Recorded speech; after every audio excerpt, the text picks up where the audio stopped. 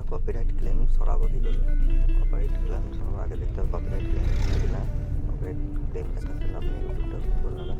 তবে ইউটিউবে আপনাকে চ্যানেলে গিয়ে দেখবেন, এবার ভিডিওতে ক্লিক করবেন, দেখবেন এখানে লেখা হচ্ছে কপিরাইট।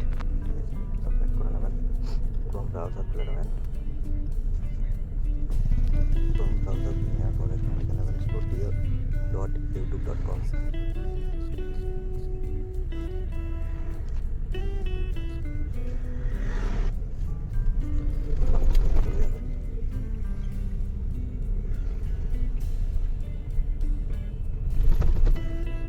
কন্টেন্টসে চলে যাবেন।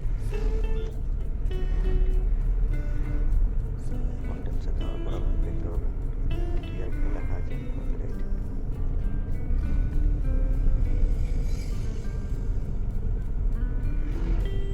কপিরাইট ক্লেম, কপিরাইট ক্লেম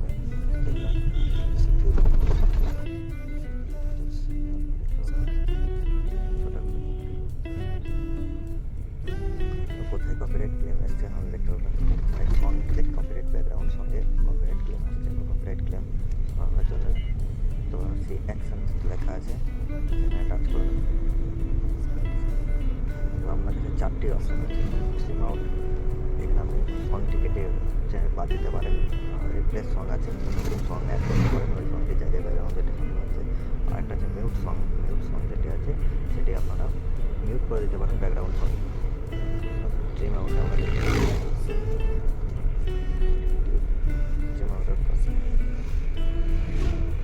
সিম আউটের ক্লিক করার পর আপনার এখানে প্রিভিউ যেটা আপনার লেখা আছে কোনখান থেকে আপনার কপিরাইট করেছে 7 সেকেন্ড থেকে 2 মিনিট 2 সেকেন্ড পর্যন্ত একটা টাচ করবেন।